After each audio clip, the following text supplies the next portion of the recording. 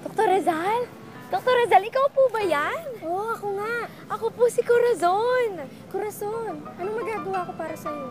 Pwede niyo po akong tulungan tungkol sa buhay niyo? Pwede niyo po ba akong kwentuhan? Oo, maaari. Maaari. Marami akong makikwento sa'yo. Tungkol sa mga bansang pinuntahan mo? Oo. Sige, kasi meron akong pagsusulit sa RC. Matutulungan kita, Ikaw Corazon. talaga yan? Grabe, di ako makapaniwala. Dr. Rizal, saan po kayo unang pumunta sa Europa? Nagsimula muna kami sa Hong Kong bago pumunta ng Europa. Panandalian kami dito huminto. Sumunod ay ang Singapore, kung saan doon ako namalagi ng ilang araw. Gusto mo bang puntahan natin? Oo naman, Dr. Rizal. Sige, puntahan natin. Teka, puntahan natin. Wow, Dr. Rizal! Nasaan tayo? Corazon, ito ang isa sa aking mga paboritong pinuntahan nung ako'y nabubuhay pa.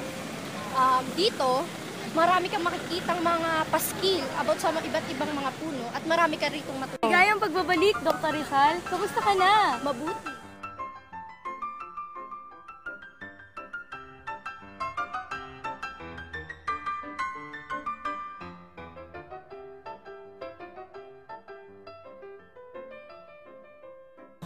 Wow, Dr. Rizal! Ang ganda ng Singapore. Grabe.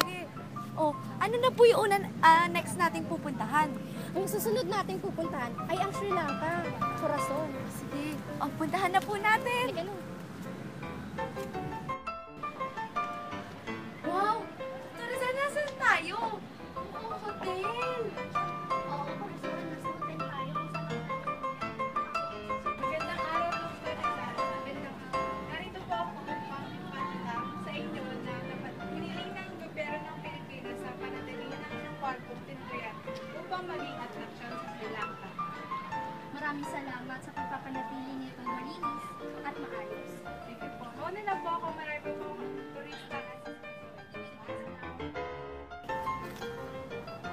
Grabe, Dr. Rizal. Ang boring nga po talaga ng Point de Galid and Colombo, no? Totoo nga po yung sinasabi nila.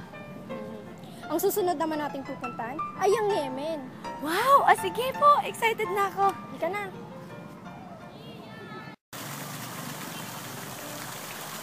Rizal, pagkakataon nga naman. Nasa akin pa rin ang isa sa mga iginuhit mo nung nandito ka sa Yemen. Oo, nakakamangha na itago mo itong aking obra maestra. O Corazon, Ano po to? Sige, mauna muna ako, Rizal. Ikwento mo muna kay Corazon ang napakaganda mong obra sige, maestra. salamat. Dr. Rizal, ano po to? Ito yung isa sa... Dr. Rizal, ano tong malaking simbahan na to? Corazon, nandito tayo sa isang popular na simbahan sa Vatican. At dito sa Italia, dito rin ako nag-obserba sa mga kanilang mga politika at ekonomiya upang maipatupad sa ating bansa. maligayang pagbabalik, Dr. Rizal. Ano pong dahilan kayo na palito? Katulad ng dati, kami namamasyal.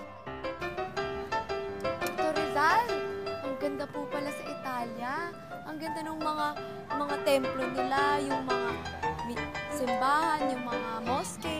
Oo, at magagalang pa ang mga tao doon. Susunod nating pupuntahan ay ang Pransya. Handa ka na ba? Opo. Wow, ang linis naman dito, Dr. Rizal. Saan to? Corazon, nandito tayo sa Chateau, ang aking paboritong lungsod sa Italia, kung saan ginanap ang aking paboritong libro ni Dumas, ang The Count of Monte Cristo. Oh, wow. Magandang umaga. Bonjour, Senyor Rizal. Bakit po kayo naparito? Katulad ng aking nakagawian, Pinapakilala ko kay Corazon ang napakagandang lungsod. Dr. Rizal, ganun pala itsura na siya to, no? Yeah. Ganda ng Pransa. Hindi pa rin ako makapaniwalang pupunta ako sa ganitong mga lugar kasama ka. Namangha ka ba? Oo naman. Susunod nating pupuntahan ay ang Madrid. Handa ka na ba? Handa na. Halika na. Nasaan tayo, Dr. Rizal? Nasa Madrid tayo, Corazon. Ano pong ginawa niyo dito? Ito nga pala ang Universidad de Madrid. Wow, ang ganda naman, ang laki. Diyan ko tinapos ang medisina. Talino mo talaga, Dr. Rizal. Ang ganda ng eskwelahan mo sa Madrid.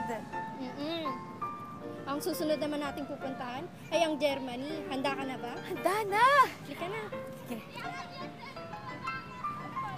Wow, Dr. Rizal! Nagpalit pa ako ng damit! Nasa Germany po tayo, no? Tama ka, Corazon. Nasa Germany na tayo. Nakita ko to sa German book namin eh. Ang ganda!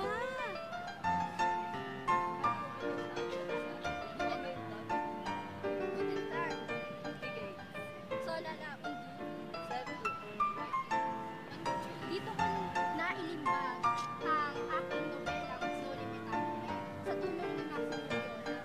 Dito rin nag-aral ako ng oftalmologia sa tulong ni Dr. Becker upang gamutin ang aking ina. Dahil meron siyang katarata sa kanyang mata. Ah, grabe. Mahal na mahal niyo nga po yung nanay niyo. Siya nga.